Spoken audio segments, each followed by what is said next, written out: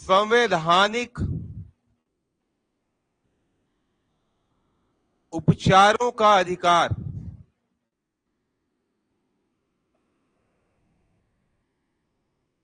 अच्छा, आपको चोट लगती है तो आप किसके पास जाते हो? डॉक्टर के पास। ठीक है, वो तो बाहरी चोट है। और कोई चोट लगती है तो मंदिर जाते हो, है ना? तो वैसे ही संवैधानिक उपचारों का अधिकार कहने का अर्थ यह है कि आपके मूल अधिकारों को यदि चोट लगेगी तो उसके उपचार के लिए कहां जाना है आपको? आपको भी एक मंदिर ही जाना है जिसको बोलते हैं हम लोग उच्चतम न्यायालय।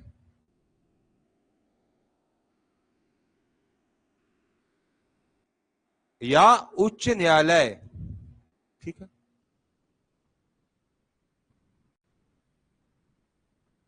ठीक है। और इन लोग क्या करेंगे उसके बाद? आदेश जारी करेंगे। क्या जारी करेंगे? आदेश। और जो आपके मूल अधिकार का हनन कर रहा है उसको क्या देंगे? दंड देंगे या उसे रोकेंगे, है ना भाई? तो देखो, उच्चतम न्यायालय अनुच्छेद 32 के अंतर्गत क्या कर सकता है? रिट जारी कर सकता है। और उच्च न्यायालय 226 के अंतर्गत रिट जारी कर सकता है। और रिट को हिंदी में बोलते हैं हम लोग न्यायादेश। क्या कहते हैं? और ये रिट का सिद्धांत आता है सबसे पहले इंग्लैंड के जो राजा थे वो रिट जारी करते थे। क्या जारी करते थे? न्यायादेश जारी करते थे। और इस रिट को कहा जाता था न्याय का झरना। क्या कहा जाता था? तो जितनी भी रिट है वो कहां से लिए गए हैं? हम हमारे संविधान में इंग्लैंड से लिए गए। इंग्लैंड में 6 प्रकार की रिट जारी होती है, हमारे यहां 6 प्रकार की ना होकर 5 प्रकार की रिट जारी होती है। कितने प्रकार की? 5 प्रकार की। और इन पांचों प्रकार में देखो, उच्चतम न्यायालय जो है वह केवल मौलिक अधिकारों के हनन से संबंधित रिट जारी कर सकता है।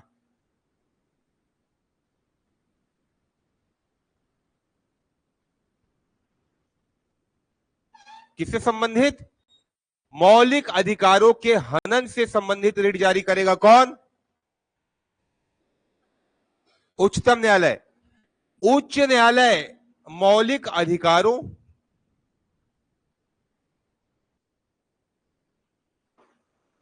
और साथ में अन्य अधिकारों के संबंध में भी क्या जारी कर सकेगा? रिट जारी कर सकेगा।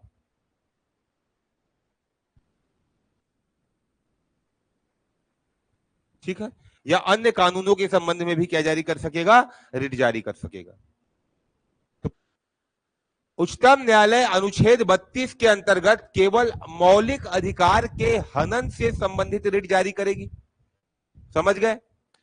और उच्च न्यायालय मौलिक अधिकारों के साथ साथ अन्य कानूनों के भी यदि विरुद्ध कुछ रिट जारी करना है तो कर सकेगी। ठीक है? एक तो मौलिक अधिकारों के विरुद्ध भी करेगी और जो दूसरे कानून है उसके खिलाफ भी कर सकती है। कौन? उच्च न्यायालय। तो देखो यहां पर आपको दिख रहा है कि उच्च न्यायालय के पास ज्यादा अधिकारिता है, लेकिन याद रखना उच्च न्यायालय का जो क्षेत्र रहता है वह उच्चतम न्यायालय से बहुत कम होता है। उच्चतम न्यायालय पूरे देश भर के मामलों में कर सकेगी, तो उच्च न्यायालय केवल और केवल अपने क्षेत्र के मामलों में।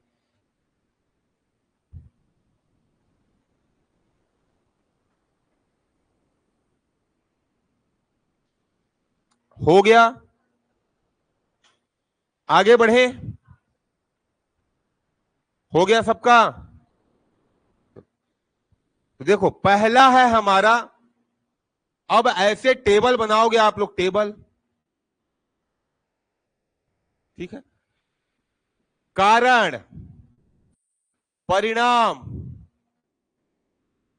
रिट का नाम,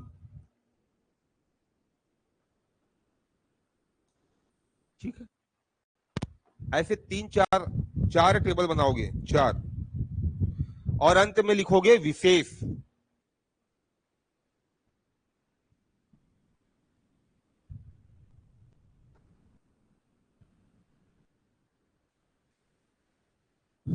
पहला है हर्बस कार्पस,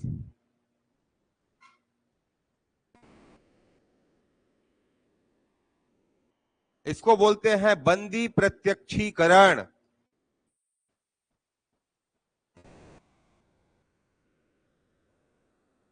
इसका अर्थ होता है सशरीर प्रस्तुत करना। क्या होता है? सशरीर प्रस्तुत करना। पहले देख लो फिर लिखोगे, आराम से टेबल बना लेना। यदि किसी को गलत तरीके से क्या किया गया है,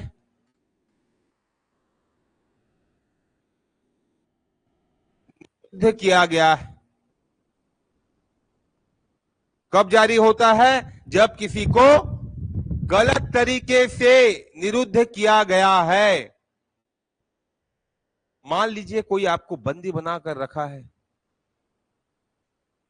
4 दिनों से खाना पानी नहीं दे रहा है, ऊपर किसी रूम में बंद कर दिया है, मैं तुमको नहीं जाने दूंगा बोल रहा है।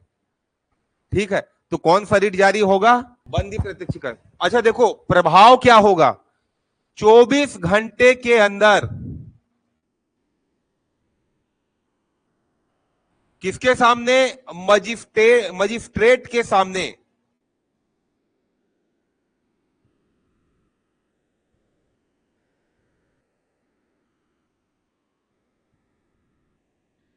सशरीर प्रस्तुत करेंगे। कैसे प्रस्तुत करेंगे? है ना, समझ गए? आपको वहां जिंदा दिखाना है, मुर्दा नहीं।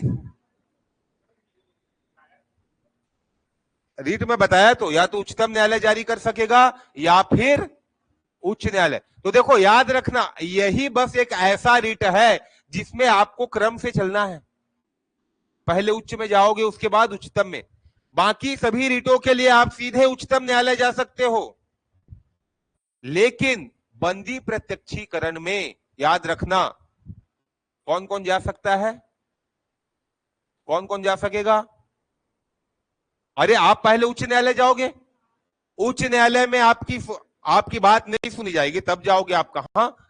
उच्चतम न्यायालय। ठीक है, बाकी सभी रीट में आप कहां जा सकोगे? सीधा उच्चतम न्यायालय जा सकोगे।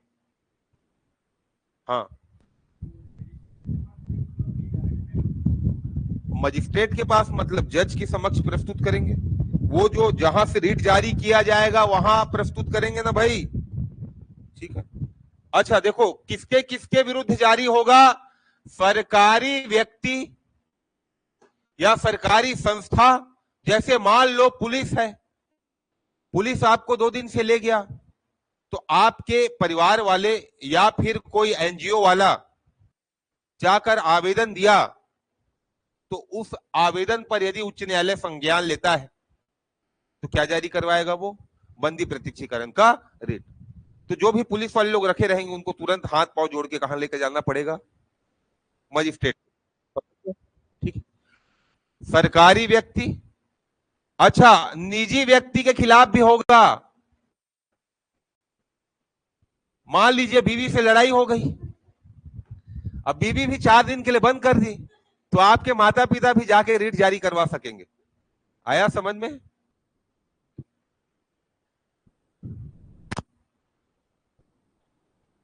तो ये पहला है हमारा बंदी प्रत्यक्षीकरण। दूसरा है परमादेश। ठीक है, दूसरा क्या है? इसका अर्थ होता है हम आदेश देते हैं।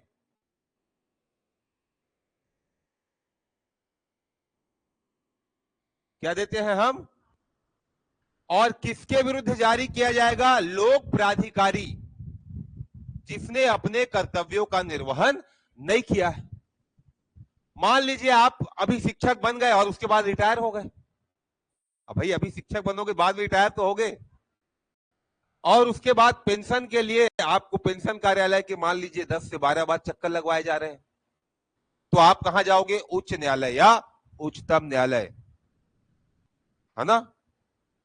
और जाकर क्या बोलोगे वहां?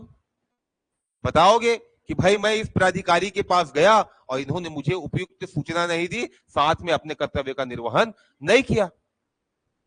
तब उस अधिकारी के विरुद्ध क्या जारी किया जाएगा?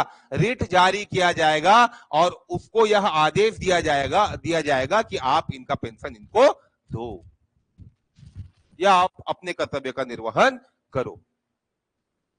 आया समझ में? चलो परमादेश लिखोगे, ये लिख लिया ऊपर वाला। देखो, लोक प्राधिकारी ने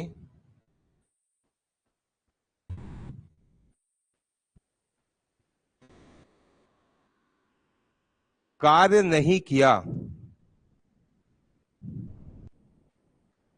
ठीक है। अच्छा, किस कंडीशन पर लाया जाएगा? यदि प्रार्थी प्रार्थी ने क्या की है? मांग की है।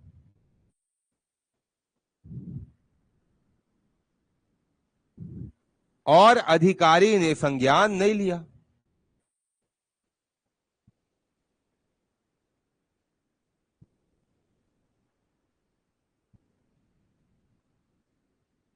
ठीक है। किसके विरुद्ध जारी किया जाएगा? तो लोक प्राधिकारी के विरुद्ध, ठीक है। न्यायालय के विवेक पर निर्भर करेगा।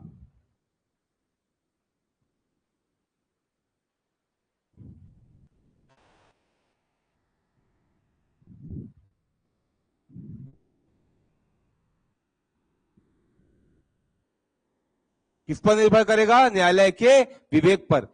मतलब न्यायालय यह आश्वस्त हो जाए कि इससे मांग की गई, लेकिन लोक प्राधिकारी ने अपने कर्तव्य का निर्वहन नहीं किया, तभी यह आदेश जारी करेगा। और न्यायालय चाहे तो आदेश जारी करे या फिर आदेश जारी नहीं भी कर सकेगा, ठीक है।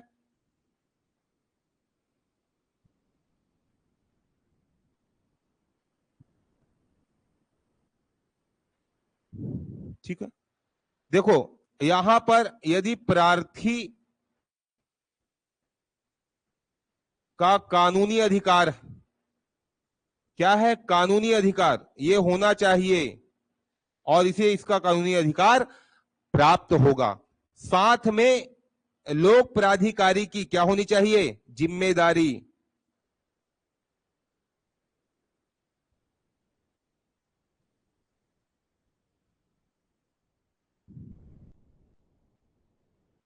ठीक है। तो पहले ये लिखो, फिर मैं उसको लास्ट वाले पॉइंट को पूरा लिखवाऊंगा।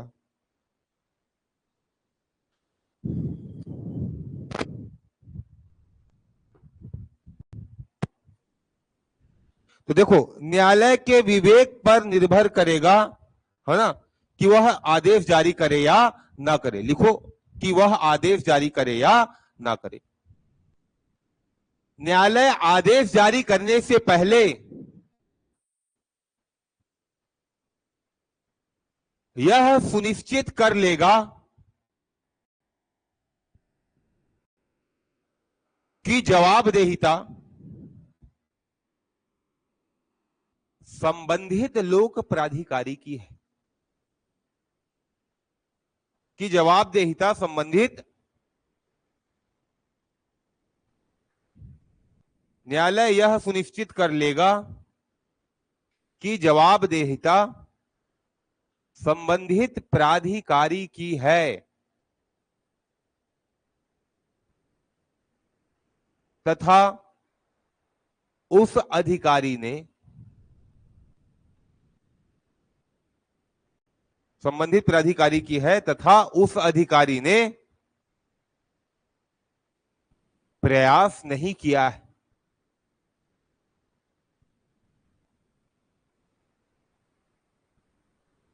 ठीक है। तो प्रतिषेध, अगला क्या है? प्रतिषेध।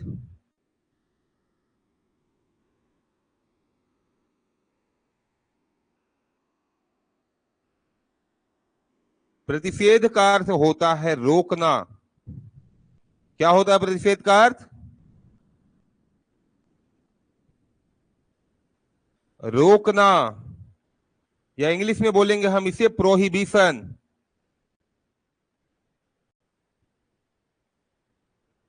ठीक है,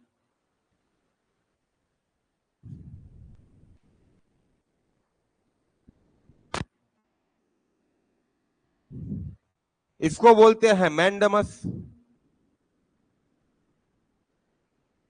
कई बार मैंडमस लिख कर आएगा, हिंदी वाले भी सुन लो। कई बार बंदी प्रत्यक्षीकरण हर्बस कार्पस लिखकर आता है, ऐसे लिख देते हैं हर्बस कार्पस।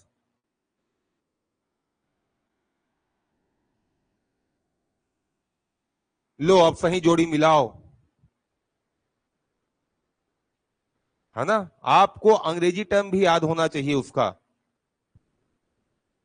प्रतिषेध मतलब रोकना। कब लाया जाएगा? जब अधीनस्थ न्यायालय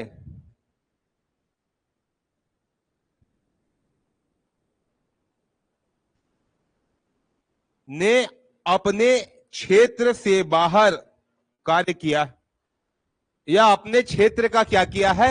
उल्लंघन किया है।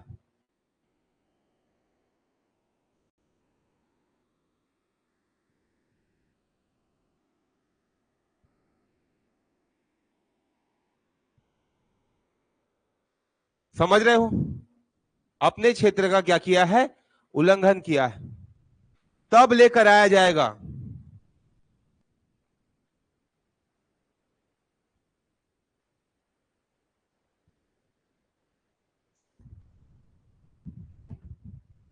अब घूमने जाना था अपनी बीवी के साथ, दूसरे की बीवी के साथ चले गए, है ना भाई।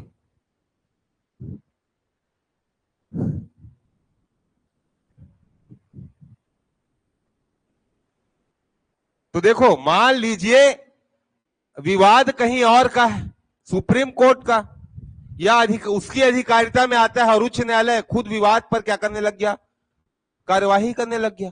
जैसे अभी तो यदि उल्लंघन किया है तब क्या करेंगे? ये आदेश जारी करेंगे और तात्कालिक प्रभाव से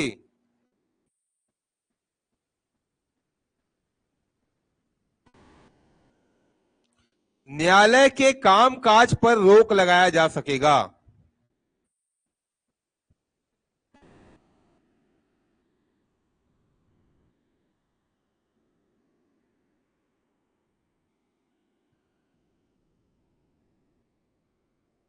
ठीक है, मैंने बताया आप कहीं दूसरे के साथ जा रहे हैं, तो मान लीजिए उसका पति देख लिया, तो तत्काल प्रभाव से रोक लगेगा ना, वही चीज है।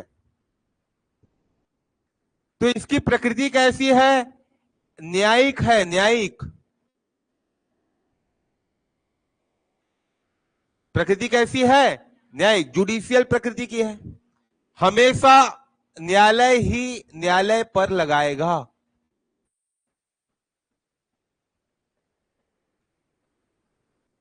अरे मान लीजिए गलती से सुनवाई कर रहा है, मान लीजिए संविधान की व्याख्या उच्च न्यायालय करने लग गया,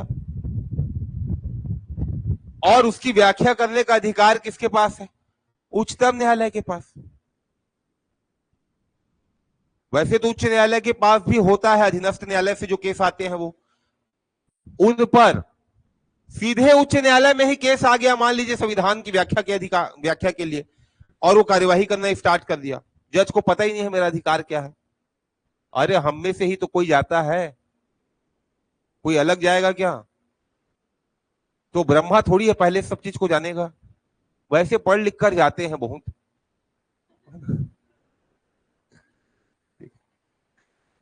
अरे देखो भाई, न्यायालय की अवमानना मत हो जाए फिर, है ना। तो प्रकृति क्या रहेगी? न्यायिक, और हमेशा चल रहे केसों पर और पेंडिंग केसों पर, चल रहे केस मतलब जिस पर कार्यवाही चल रही है, और पेंडिंग मतलब जिस पर कार्यवाही अभी रुकी हुई है, इन्हीं दोनों केसों में यह रिट जारी की जा सकेगी, अन्य केस में नहीं। समझ गए? या तो केस पर कार्यवाही चल रही है या फिर केस पर कार्यवाही कुछ दिनों से रुकी हुई है, तभी रिट जारी की जा सकेगी, अन्यथा नहीं। ऐसा नहीं कि आपने डिसीजन दे दिया उसके बाद ये वाला रिट लेकर आ रहे हैं। यदि उच्च न्यायालय ने डिसीजन दे दिया तब हम प्रतिषेध की ओर ना जाकर उत्प्रेषण की ओर जाते हैं। समझ गए? हाँ हाँ, मंगा सकता है, वो मंगा सकता है। वो नहीं आएगा, वो आगे वाले में आएगा, अभी बताऊंगा मैं। ठीक है,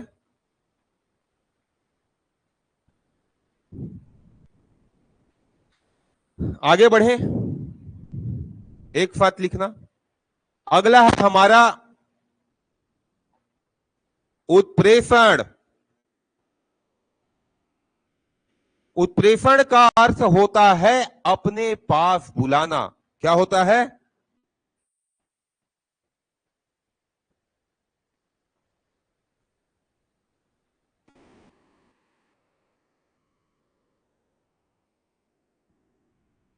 ठीक है, कारण क्या होगा? यदि अधीनस्थ न्यायालय क्या करेगा? विधि की भूल, क्या करेगा? विधि की भूल करेगा या प्राकृतिक न्याय का उल्लंघन करेगा। ठीक है, जैसे आप बोल दिए कि उसने हिरन मारा था, उसे छूट हो गई थी और मुझे नहीं हो रहा है, तो प्राकृतिक न्याय का उल्लंघन है ना, है कि नहीं? ठीक, अभी भी समान सिविल संहिता है क्या हमारे देश में? नहीं है। तो मान लीजिए क्या किया? पहला, विधि की भूल, या फिर अपने अधिकार क्षेत्र का उल्लंघन किया। अपने अधिकार क्षेत्र से आगे बढ़कर कार्य करने का प्रयास किया, या प्राकृतिक न्याय के सिद्धांत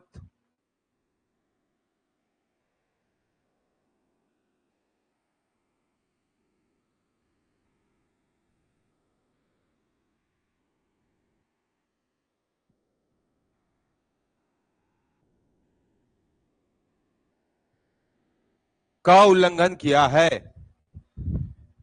तभी लाया जा सकेगा, अन्यथा नहीं। परिणाम क्या होगा? तुरंत न्यायिक आदेश पारित होते ही इसके कामकाज पर रोक लग जाएगी, यह उस पर और कोई सुनवाई नहीं कर पाएगा। कौन सा? अधीनस्थ न्यायालय। ठीक है, अधीनस्थ न्यायालय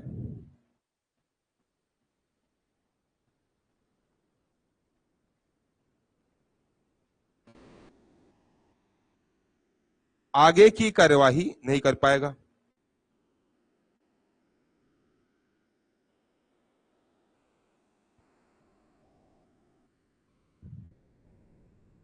और केस कहां चला जाएगा? जहां से जारी हुआ है वहां।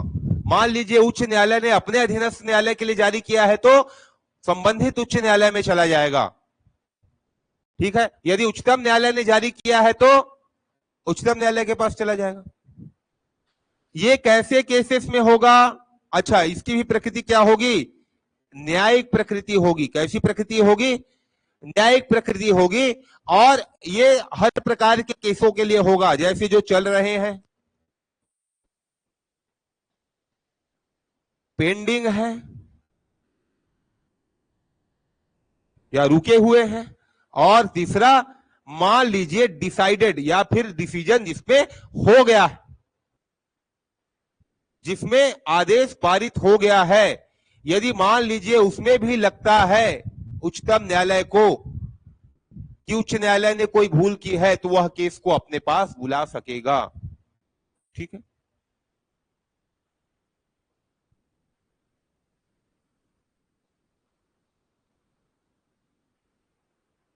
तो इसको लिख लो, फिर आगे बढ़ते हैं।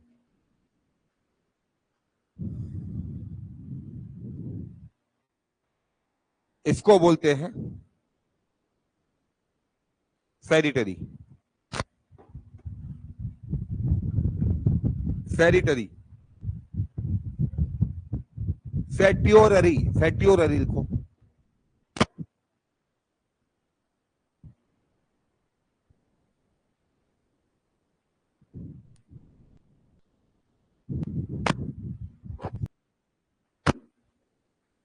अधिकार परीक्षा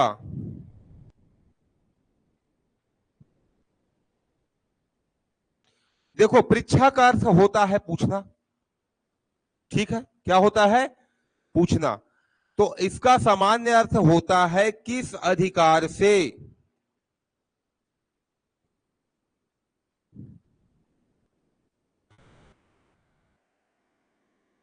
ठीक है, किस अधिकार से। क्यू वारंटो, क्या नाम है? Quo warranto. कहने का अर्थ यह है कि किसी सार्वजनिक पद को किसी व्यक्ति ने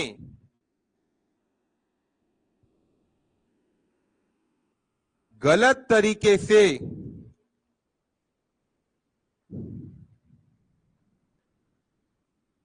पद धारित किया है,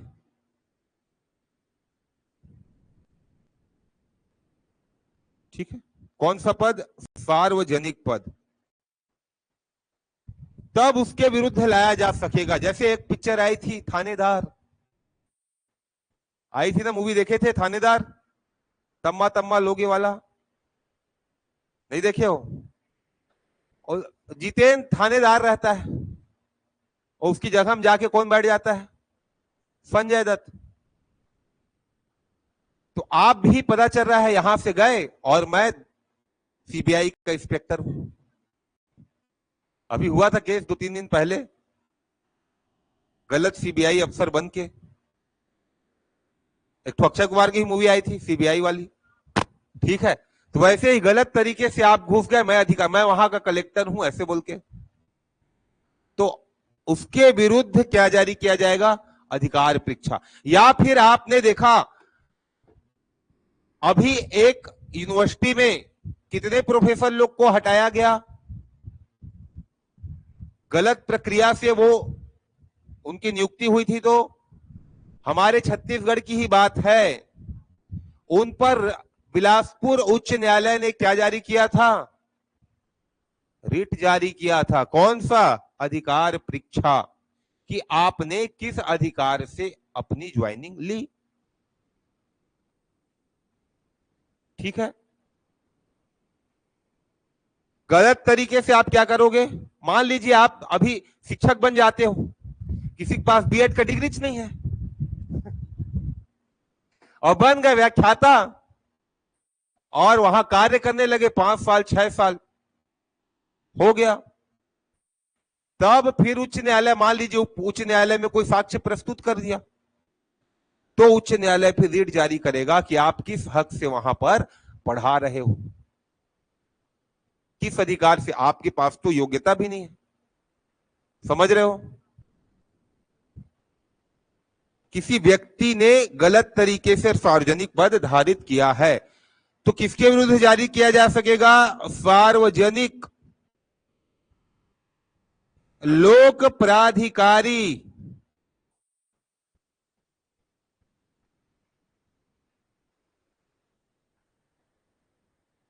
किसके विरुद्ध जारी होगा?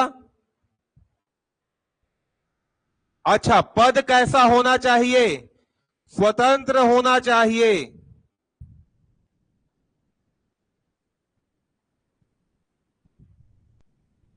तभी जारी किया जा सकेगा। पद कैसा होना चाहिए? स्वतंत्र, इंडिपेंडेंट होना चाहिए, किसी के प्रसाद पर्यंत नहीं। कि ऐसा नहीं कि मैं उसकी दया कृपा से आ गया हूं, अंदर घुस गया हूं, ठीक है। जैसे प्रसाद प्रयत्न पद कौन से होते हैं? मान लीजिए महाधिवक्ता है, ठीक है, या फिर राज्यपाल का जो पद होता है वह भी क्या होता है? प्रसाद पर्यंत, जो राष्ट्रपति के प्रसाद के साथ रहता है। जब तक उसको प्रसाद देना रहेगा तब तक प्रसाद देंगे, उसके बाद प्रसाद को छीन लेते हैं, ठीक है। तो पद कैसा होना चाहिए? स्वतंत्र होना चाहिए, प्रसाद पर्यंत नहीं होना चाहिए।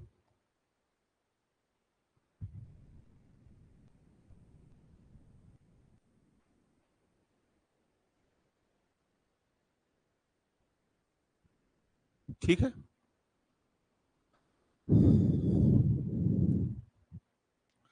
कारण क्या? उत्तर देना होगा किसको?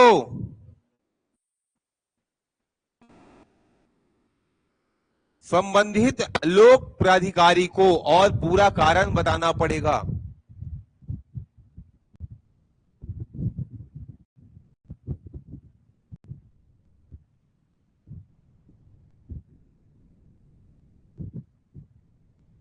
ठीक है, तो कौन से पद के लिए जारी किया जाएगा? सार्वजनिक पद के लिए। किसके विरुद्ध जारी किया जाएगा? लोक प्राधिकारी के विरुद्ध जारी किया जाएगा, और उससे पूछा जाएगा कि आप किस अधिकार से उस पद पर बैठे। तो समझ गए, 5 प्रकार के रिट जारी होते हैं हमारे भारत में। कौन कौन से? पहला है बंदी प्रत्यक्षीकरण, दूसरा है परमादेश, तीसरा है प्रतिषेध, चौथा है उत्प्रेषण, और पांचवा है अधिकार परीक्षा। ठीक है। इंग्लैंड में छठवां भी होता था, जिसे हम लोग कहते थे समादेश। क्या कहते थे? समादेश। लेकिन हमारे यहां ऐसा छठवें वाले रिट का कोई प्रावधान नहीं है। तो ये लिख लो।